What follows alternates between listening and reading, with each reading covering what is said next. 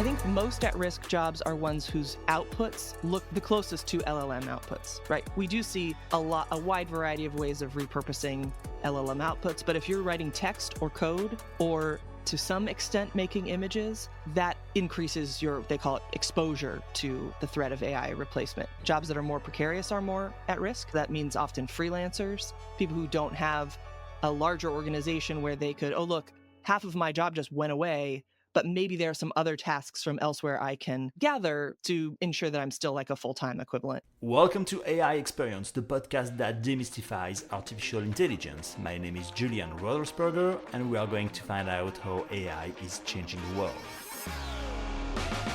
And I'm super happy to welcome Karen Boyd. She's the Director of Research at the Policy and Innovation Center, where she works with mission-driven teams to make sure AI actually serves their purpose and values. Today, we'll dive into what it really means to be AI-ready in the job market. How easy or how hard it is to adapt to this new reality. Karen, thank you very much for being here. How are you doing? I'm doing well. Thanks so much for having me. Thank you so much for being here. So, Karen, I just said you work with governments and mission-driven organizations. So first, what are they and why are they such an important testing ground for AI? I look at mission-driven work as really work that has something other than a profit motive layered on it. So at an organizational level, this usually means nonprofits, municipal governments. There's also, in the US, we have B Corps, which are social impact organizations. But this can also be just people who have a deep sense of mission as a part of their career. And the reason this is different than a lot of the more generic AI advice that you find online is that those additional goals can also be undermined, right? It's not the example I always go back to is the National Eating Disorders Association, who had a hotline that you could call if you were suffering with your eating disorder, but it was very expensive to maintain and the lines were too long and they were going to have to discontinue it. And then so they replaced it with a chatbot. And within a day or two, that chatbot was giving people dieting advice, like advice about how to lose weight for eating disorder sufferers. So not just like an inefficient use of resources or, not exactly what we would have wanted, but something that is like directly going against their whole purpose. And I think that makes mission-driven workers really hesitant to use AI. But also, I think some of the people who will probably use it best because they're just coming at it very thoughtfully. And so my goal is to support that. Yeah, so from your perspective, is AI more like of a disruptor or an enabler for organizations trying to serve the public good? How do you position AI in that market? Ooh, what a great question. I am unfortunately kind of a negative person. So my first thought is disruptor, obviously, right? Of course. And I do see that in the sense that, other digital technologies have been similar in this way. Once we've gotten sort of digital information, they called it greased data at the time. If you've got criminal records that are quote unquote public, but to get them, you need to go to the courthouse and look it up by case number. That's a lot less public than being able to Google it, right? So anyway, it's not the first time that these kinds of organizations and their work have been disrupted. But likewise, it's enabling in the same way that the internet was, right? That now we can, just look at email instead of the big yellow folders that said inner office mail, and there's someone, I guess that memo will get to you in 2 days eventually. Do you see some similarities between the digital transformation we encountered, I don't know, maybe 20 years ago or even 10 years ago with, mobile devices and social media, with the revolution we are living today with AI? Because my feeling is everything is moving way faster today than it was maybe 10 years ago or 20 years ago when we started to talk about digital. I agree that it does seem to be moving faster. And this is, it overall follows the same sort of S curve as other technologies have, but it really feels like this has accelerated so quickly. I graduated with my PhD in 2020. At that time, this was before, I think, Talk to Transformer, which was, I think, ChatGPT 2 was, I think, 2022 or something like that, right? Wasn't even a thing on the internet that people could get. You maybe could get an API to GPT-1 or something. And then 5 years later, we're in this place. Now you compare that to the difference between 1995 and 2000. Now, a lot went on behind the scenes, but in terms of the technology getting more powerful and adoption of the technology, I do think that generative AI is moving faster than the internet was. So you're in touch on a regular basis with people working for governments and mission-driven organizations. What do they tell you about this AI wave? I get a lot of hesitance, right, around, in particular, people are worried about, I mean, everyone is worried about, is this going to take my job at some level, except the very most confident among us, among who I am not one of those people. Um, so there's that. There's also the question of like, if I rely on this, is it going to degrade my skills? Am I going to get less practice and just get worse at my job? Mhm. People are concerned about sustainability. At least in my city, we're just a very sort of environmentally conscious culture around here, and people are worried about data and privacy, and sort of this like, that is especially important in government, right? Because the like, we trust the government with data about us. They know our social security numbers. They know all of the any government benefits that we use. They know our tax information. We really trust them with a lot of information. And so the idea that um, the staff might be using generative AI, do we really know where that data is going? If you ask it, it says, no, I'm keeping this safe. But it also, if you ask it, it tells you a lot of things, you know? Um, and then there's also a sort of a staff capacity and governance type of thing, right? Like there's accountability mechanisms in government and nonprofits. We need to be able to tell our community, this is the decision we made and this is why we made it. And because the answer isn't always going to be because we thought it was the most profitable, like a for-profit organization, but because we've got some mission to serve. And here's how we made a decision in pursuit of that mission. And if the actual answer is, well, I asked ChatGPT and it told me to do it this way, that won't be a very satisfying response for the communities that we serve. Okay. Would you have a more natural tendency to trust governments or mission-driven organization to use AI compared to a private company? Uh, Naturally, where would you go and where would you say your data or the way they use AI would be a benefit for you? That is such a good question. I guess that I have personally, and I think that other people probably feel this way as well, I have different expectations of a nonprofit than of my government. And that is a third thing from for-profit organizations. Mhm. We see this with the way that we perceive privacy, and have for a long time. I don't mind if my bank has my banking information, or my mapping application has my map, like my location. But if my bank has my location, or Google Maps has my banking information, that, even though it's the same information, and even if their technical structures around it are exactly the same, I understand how banks will use my banking information. I understand why they need it to have, to serve me appropriately. But when it's using information out of context like that, that can be really feel very violating. And I think that our expectations of government and nonprofits are simply different. And so I guess I think my I've worked in both for-profit and nonprofit, and education, not so much government.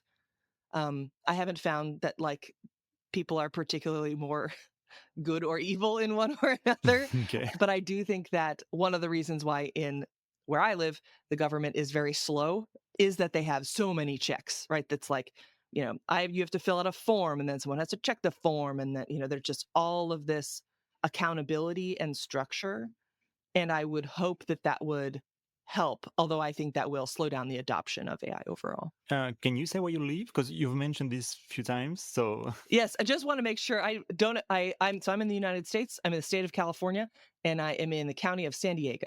okay. It's a very nice place to live, in case anyone was wondering. I'm sure.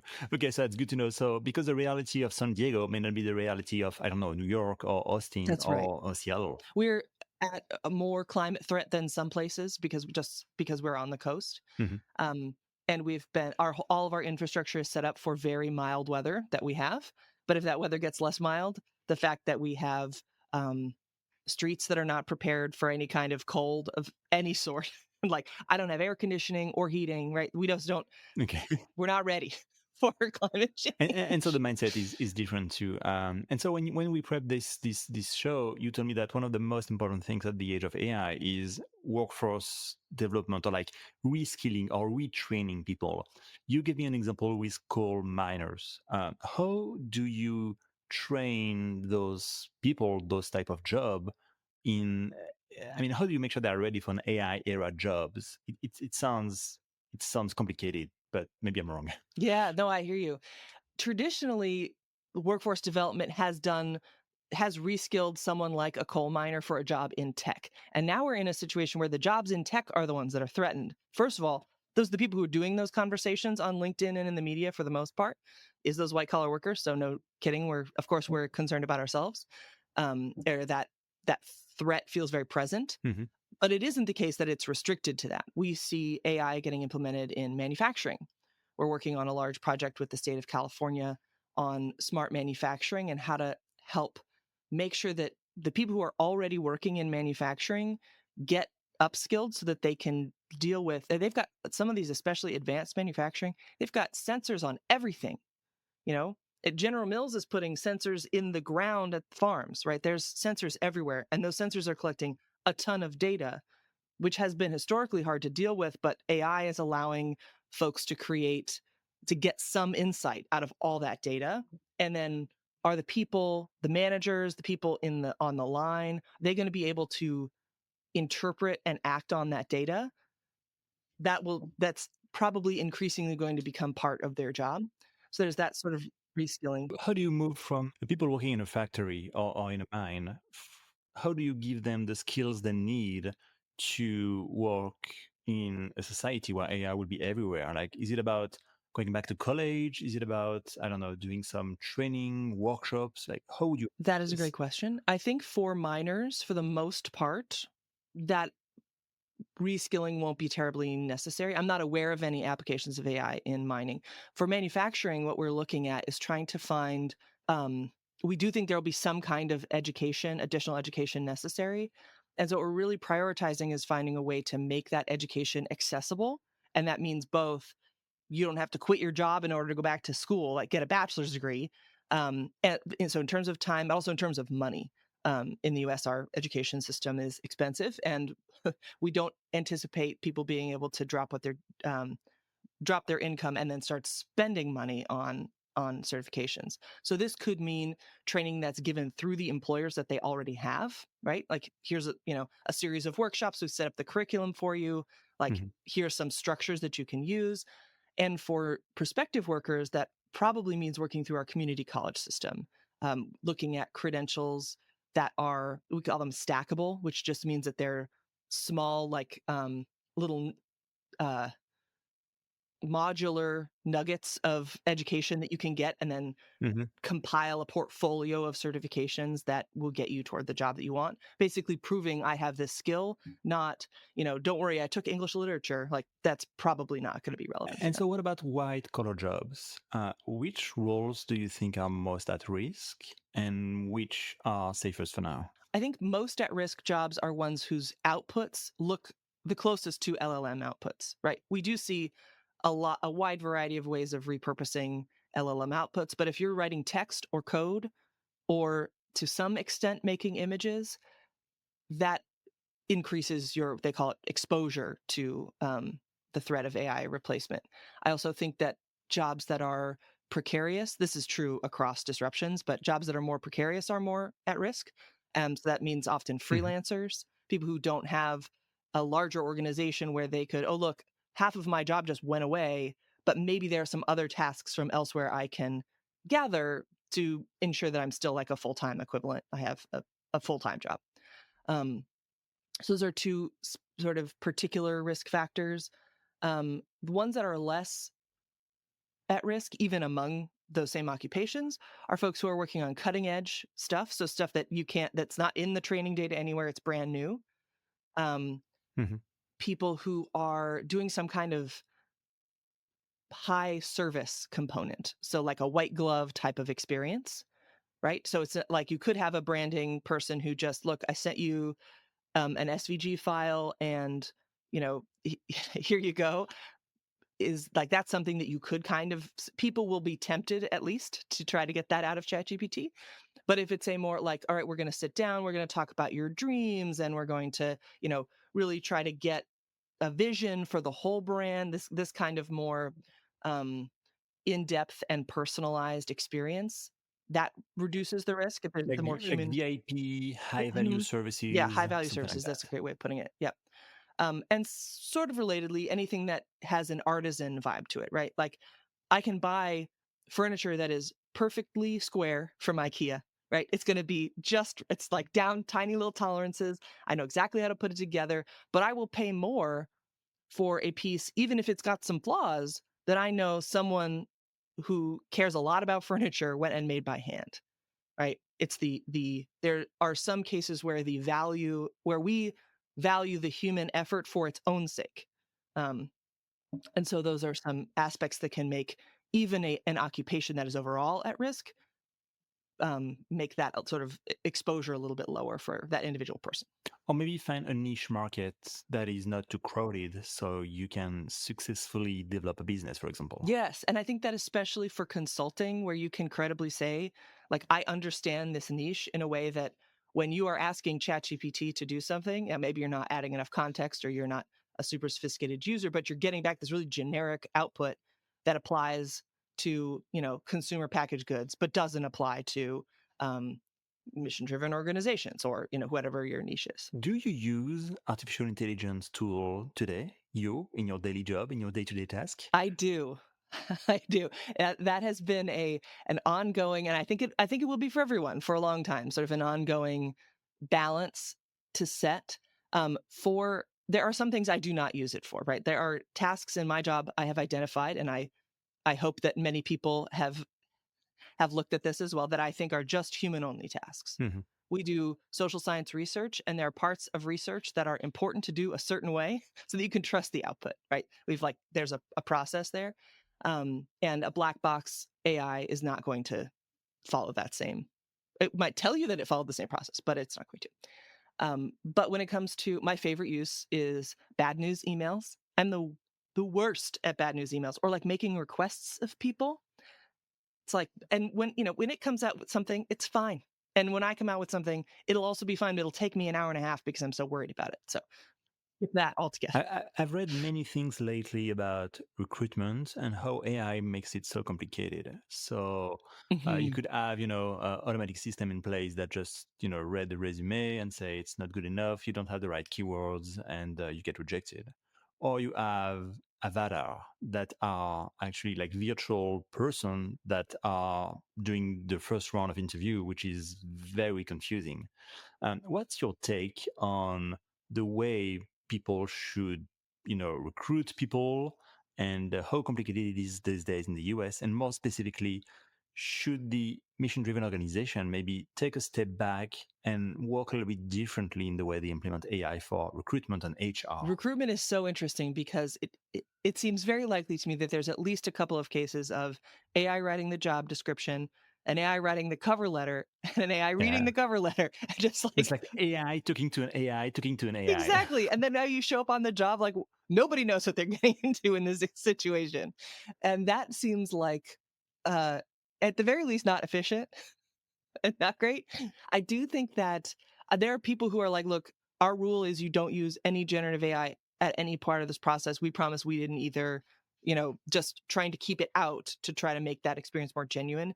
And I really sympathize with that. But I also think, for the most part, organizations want people to use and to be good at using the available productivity tools that will help them do their job better. And if one of those is AI and you're not evaluating how good people are at using AI, in fact, you're banning them from using it in the process, that seems at sort of cross purposes um, with the overall goal. And so I think integrating AI assessment into the job description or into the hiring process, if it is important for that job, is a great way of doing it. And that could be as simple as just asking, how do you use AI? Like, what have you used it for? Where are you comfortable with it, and where are you not comfortable with it? I might, if I were the hiring manager, preface that with saying, here is what our policy is, so that you're not putting someone on the spot and thinking, gosh, is this person are they going to punish me for using it or punish me for not using it? Because there's such a breadth of opinions on this stuff.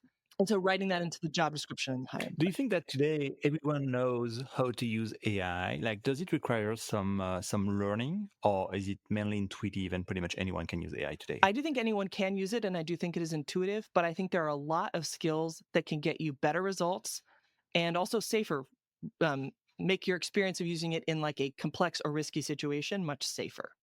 And so that's for a basic task that can be as simple as just a prompt template that includes, here's a bunch of context, here's the email thread, here's the RFP, here's the proposal, a lot of more information about the context is I think, quickest win in terms of a technique that will make you better at using. I'm speaking here of generative AI. Um, Also, critical thinking is useful for, any job really, but especially AI. I can tend to be a kind of critical person, a negative person, which is bad in almost all situations. But it's like this is my moment, right? Like I can't hurt its feelings. It can hurt my feelings though. That's for sure. Yeah, I've heard a lot about soft skills and critical thinking. How do you improve those skills on your day to day life? Like, how do you make sure you're a good critical thinker or you have good soft skills? Critical thinking is a really interesting one because it is hard to, with skill improvement in general, we look at like deliberate practice. So not just doing something over and over again, but doing it with structures of feedback. And, we're going to practice this particular component of the skill at a different time. There's ways to get more out of practice. Critical thinking, a lot of people develop that in college. I don't think you should have to go to college though to become better at critical thinking. Um, so looking at ways to do that deliberate practice with feedback. And I do think for both for critical thinking and for other soft skills like communication, role playing with an AI might not be the worst plan, right? Like you can get that feedback as long as you are clear about what type of feedback you want and that you don't want it to tell you how great you are at everything all the time. I know what's his name? So, I can't remember his first name. His last name is Utley, and he has the podcast Beyond the Prompt. Is one of the people on there. Mhm. He tells his AI to talk to him like a Cold War era Russian gymnastics judge, which is one way of making sure that it's not sycophantic and telling you, "Oh my gosh, you have the best soft skills." To me, that would hurt my feelings for sure. I know it. But That's a good point because these days, ChatGPT and all the other LLMs tends to always go in your way, like always flattering you, say, "Hey, you're the best, you're doing great," etc., etc. Is it a good thing? I'm just curious about, like, then what about the next generation? Like, if you don't face any frustration at all, it might be complicated as an adult to integrate the workforce, and then you face multiple challenges. Like, I'm curious about how AI is changing the way the younger generations are behaving once they are an adult. I am less qualified to talk about child development, but in terms of the validation, I do have a lot of opinions. This sort of um, I this idea of like sycophancy of it telling you what you want to hear. I do think in some cases, I think it's the kind of thing that we need in some cases and really don't need in other cases. So that's hard to say. AI is such a general application of technology that it's hard to say. But I think, for example, if you are using it to role play and you're dealing with anxiety or like social anxiety, for example, validation can be really helpful in that case because indeed nobody's thinking about it as hard as you. Like what you need to do is worry less. And validation can help you worry less. But if your situation is, I'm trying to make a really high stakes decision that affects a lot of other people, worrying less is not the name of the game at all. Maybe worry a little more. That might be good. If you have very bad ideas, it telling you what a good idea is not helping. And I think this is where that particular I'll call it a feature of AI, although in this case I do think it's a weakness, really intersects with our weaknesses, right? Like confirmation bias.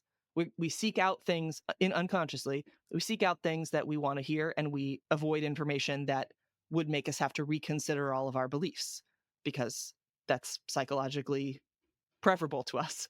But if we come in there with that or with some overconfidence, right? We like, I learned one thing about this area. Now I feel like I really get it. I come into a conversation with an AI and I think, oh, I'm going to, learn some more about this topic with this AI. And if what it's doing is validating me, I'm experiencing that as external validation. It's just responding to my prompt where it's like, looks like this person could use a confidence boost, you know, or like this person really wants to hear about this aspect of this topic and they don't really care about the rest of it, because in fact that is what I'm looking for, but I don't know that's what I'm looking for. And then I get validation and I think, hooray, I was right all along. And that can be tough because the bias is unconscious, so we don't even know that this is happening. We just, blaze right ahead, and leaving alone hallucination, right? If it's giving me fake data to support my existing beliefs, well, gosh, now I'm acting on things that are not true. Yeah, no, that's correct. And so if you were redesigning high school, for example, what would you teach teenagers to prepare them for the AI workplace? I do think that avoiding teaching about it is tempting because it's so disruptive to the way that we've traditionally taught people, but is doing a great disservice to students. And I was in school around as the internet was developing in the early days, and we had to, there were teachers who were like, do not look up anything on the internet, and teachers who were like, here's how you use the internet. Mhm. But as to your point earlier, like, this is moving so much faster and is such a generalizable technology that it makes it really hard to navigate. And so I think that my first impulse as a non-expert in pedagogy or child development or related topics would be to create really clear boundaries, right? This is an area where you should not be, like, you need to practice the skill of writing, the skill of thinking through an argument, the skill of finding your own sources and evaluating those sources one at a time, and a separate area where the goal is, this is the time where we're getting really good at using AI. And also being critical of AI, right? We've always needed, I think that they've been teaching media literacy more in school now, thank goodness for that. Um, you know, Evaluating a source, making sure the source actually makes the claim that it makes. And then with AI, we just also have to add, does that source even exist at all in the first place, or did it make it up? So you mentioned a few minutes ago that you had a PhD, right? Mhm. How easy or how challenging would it be to have a PhD today compared to the one you had like a couple of years ago? I mean, today, with AI Gen, and like everything is different. How would you do your research today compared to what you did 5 years ago? That is, it's first of all surprising to me. I've never imagined this before, but it's just it's hard to imagine because all of the hard stuff was reading a bunch and writing a bunch. And those are two things that AI can really help you with. Exactly. I think that a big part of what a PhD is supposed to do is, rather than, in a bachelor's program, you're getting information and you're needing to learn the information that already exists. Mhm. And the difference with a PhD is that you're trying to add new information, right? You're like learning to create new knowledge. Now, it's a teeny tiny little pinprick of knowledge that, like, will take you 5 years to make a tiny little difference, but it's a very different skill. And so, and again, this, like, the process. Now, this is coming from someone who went through the whole process, and so therefore sees it as a little bit sacred. And so that's why I'm, kind of stumbling over my words here, because it feels like, oh gosh, this is violating something that's important. I do think that if I were doing a PhD right now, I would really be looking into Notebook LM, because it helps you really rely on specific selected sources. So, for example, if your teacher has given you, like, here's a syllabus of content, right? You often have to read several papers, or if you're in the humanities, sometimes it's books at a time. Within a week, you're reading many, many books. And that can be, you've got special strategies to, you read the first sentence of each paragraph or whatever to try to get through, understand what's in there and what is where without reading it all the words in order. But I think Notebook LM would be a good support for that. I would worry that, I mean, I know darn well, and I think that your listeners and you also do, when you open one of these LLMs and you're coming at it with the sense of, like, I want to do less work right now. Like, I am being lazy. Like, that is okay for some tasks, right? I had to replace our refrigerator. I don't care about the process of how we evaluated all the refrigerators. And I also don't care if we got the second best refrigerator instead of the first best refrigerator. Like that, it's just the stakes are so low. So laziness is not a negative thing. It helps us focus on the stuff that is important. But if you're approaching your coursework with that attitude, I think it would be easier to get through at least the coursework part of a PhD without working nearly as hard and without learning as much. But eventually, you do still have to write a dissertation, and um, the peer review process on those is pretty intense, or the defense process. And I think it would be you would be setting yourself up for a very difficult time in those last 2 or 3 years where you're writing your dissertation if you didn't if you were using generative AI to make your life too easy in the first couple of years.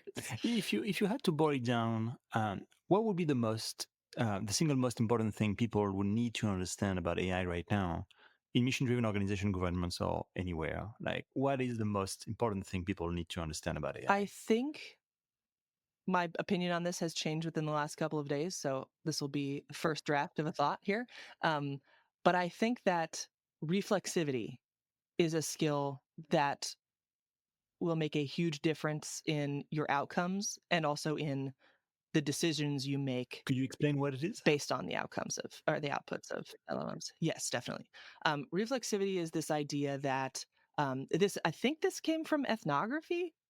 I hope that your listeners will Google it and make sure that I'm right about that. But basically, this ethnographers used to come into a new civilization, for example, and go, here's all about the civilization, but all of that information was filtered through their own perspective, right? It's like, I don't know why all of their roofs are flat when all of the correct roof is pointy, right? Well, a pointy roof is great in a place where it snows, but if it doesn't snow there, who cares if the roof is pointy or not, right? They're baking in all of these biases that they were just not evaluating or even aware of at all. And so a lot of that early ethnography was very um, unhelpful, at least, right? So the skill of reflexivity is coming into a new social circumstance in the case of ethnographers and saying, gosh, that's a weird roof. I've never seen anything like that before. And writing down how, not just what the roof is like, but how you are feeling about the roof, right? Um, and taking that approach with LLMs, I think will help us expose to ourselves our own assumptions and biases that are informing not only what we're doing with the prompts, but even the prompts we write in the first place. This idea of like confirmation bias. If I can write a more neutral prompt that the LLM does not interpret as this person would really like validation for their ideas, let me give it to them, but instead prompts the LLM to say, this person is interested in this topic. Let me compile, a primer on this topic.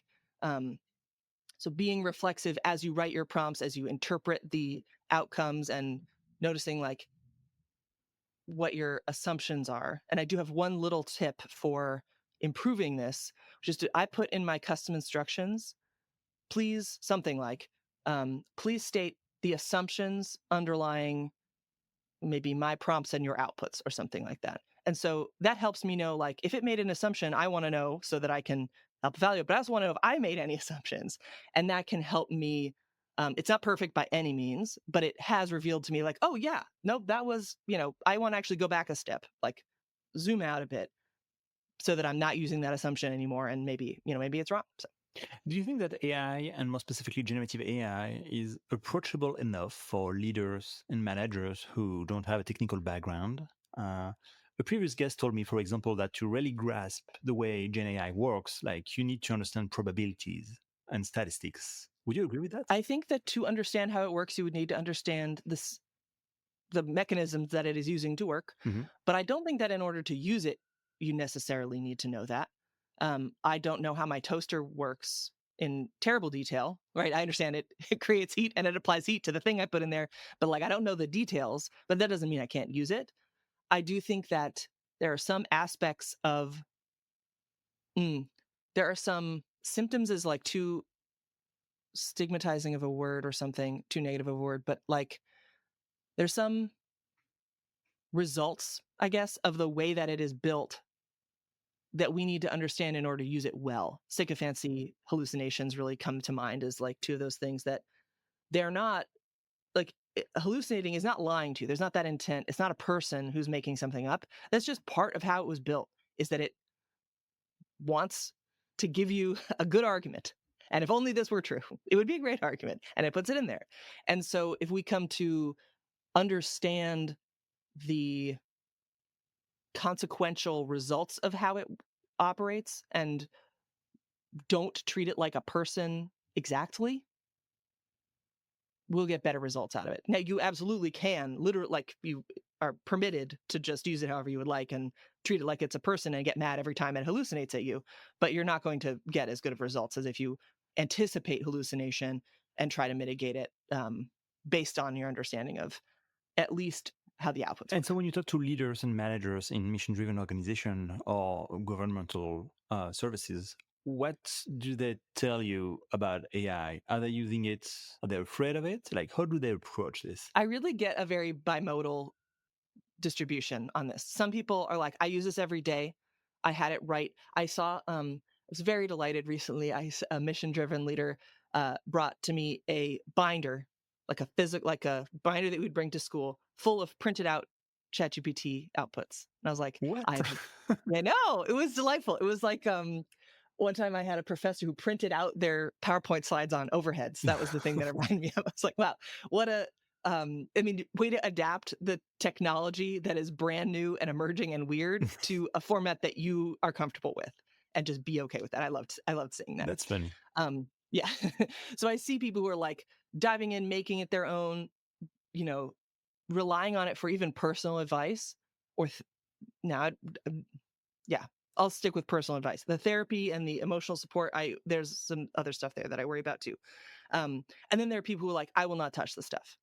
Like, it feels dangerous. It feels they hear a lot about, like, every prompt is pouring out a bottle of water, which is a misinterpretation of that study, and there's a lot of reasons why that is not a full picture of the sustainability impact of these things. But there's a lot of worry, but I feel like the worry is very coming from at least when they talk to me, it seems like it's coming from an ethical perspective more so than I don't think it can do this, or um there are some cases where it's like, look, I know everyone else can use this, but in my specific job, it's just nothing like that. You can't use it in research or real estate or whatever.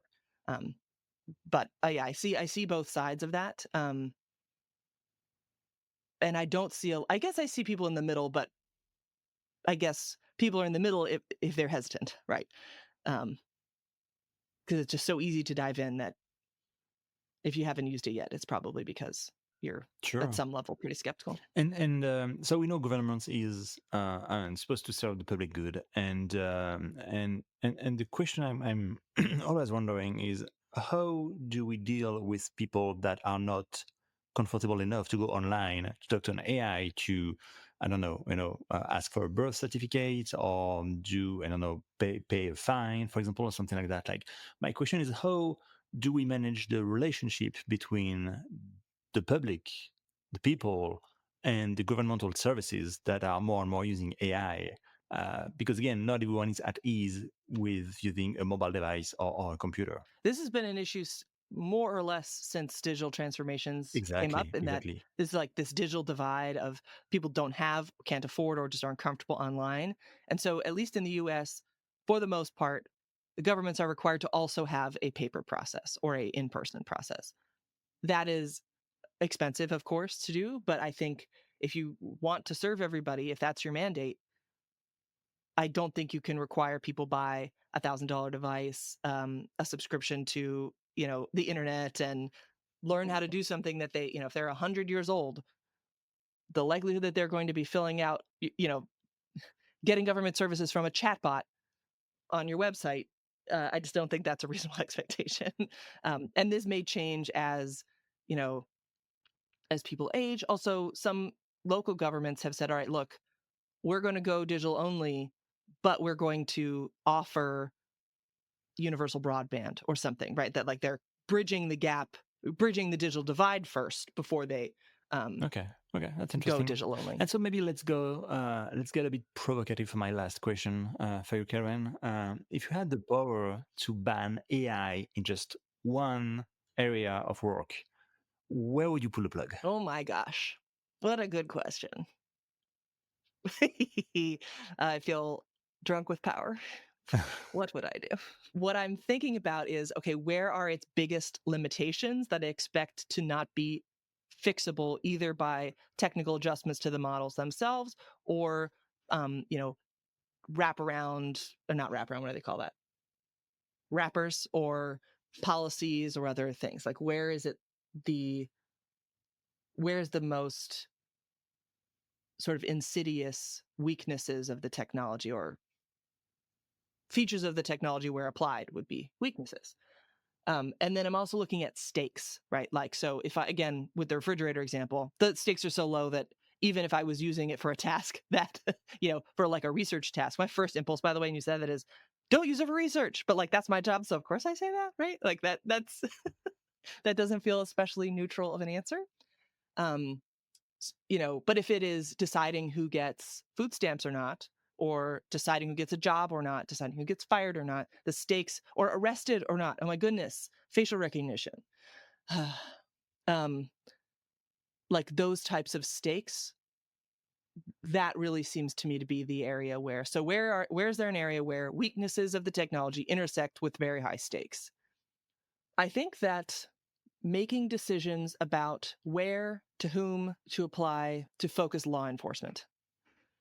So in the US, we have facial recognition technology that can be used to identify suspects, although the error rates are very, very, very low for people with light skin and men, and they're much higher for people with dark skin and women. And so you end up with a situation where that would be one thing if they just didn't catch Black women, for example, but false positives also exist. So that's a problem. And we also have our algorithms like Predpol that are helping police decide where to patrol, but all of that data is based on past patrol data. So if that past patrol data is based on human biases about what neighborhoods have more crime in them, in the US, our neighborhoods are very racially segregated because we have a long history of redlining where the government refused to loan to certain groups of people in certain areas. Um, although, to be clear, crime and drug use rates are not very highly correlated race, especially drugs. Um, they're correlated with other things. And we also use it in sentencing, and ProPublica did a huge investigation on it, found it to be racist after 8 years of using it. And it's still in use 10 years later. What are we doing? So anyway, yes, yeah. Yeah, it intersects the risk of the like weakness of pattern recognition that is reinforcing bias, and the stakes of people's freedom or lack of freedom. I think that's my answer. Perfect. Well, thank you so much, Karen. So at the end of each episode, the guest answers a question posed by the previous guest. After that, you'll have the opportunity to ask a question for the next guest. Are you ready? I am ready. All right. So here's your question.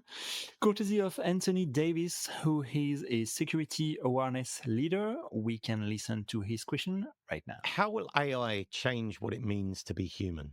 With AI becoming more and more a part of our life, you read now that our vocabulary is changing because of the output of AI. AI has unique words that it uses.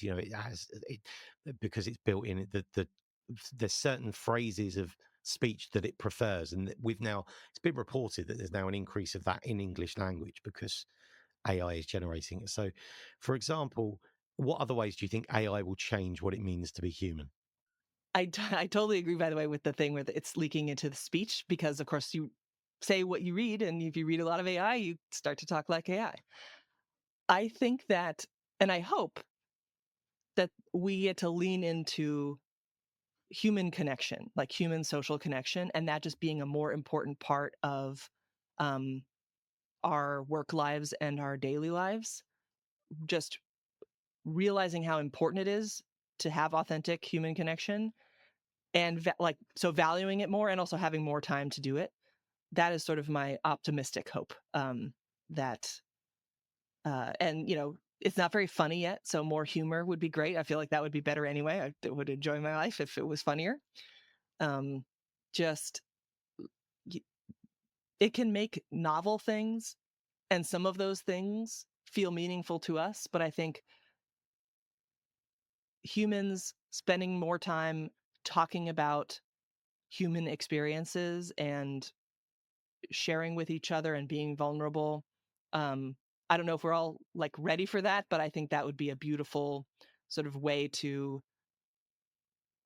react to the fact that as AI takes over, I assume, more and more of things like posting on LinkedIn, that's fine. I don't need that. That's not a like important part of my life. But there are other parts of my life that are important, like connecting with my friends and even my professional connections. And so that's my rosiest answer I can give there. Okay, perfect. Well, thank you. So now what question would you like to pose for the next guest?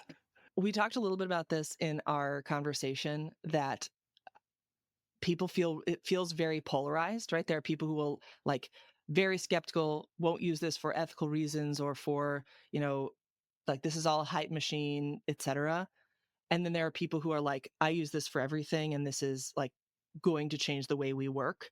I wonder is there a middle ground? What does that middle ground look like, that balance? And how do we work on teams with that diverse of a perspective on AI? Perfect. Well, thank you so much, Karen. It's been an absolute pleasure speaking with you today. Thank you for joining me. Thank you so much for having me. This was great fun. And that wraps up another episode of AI Experience. Thank you for tuning in, and we'll see you next time. Hey, thanks for listening. If you enjoyed the show, don't forget to subscribe on your podcast platform. Your support counts and your comments can really help share this experience with others. You can also visit the website ai-experience.io to find out more. See you soon for a new episode.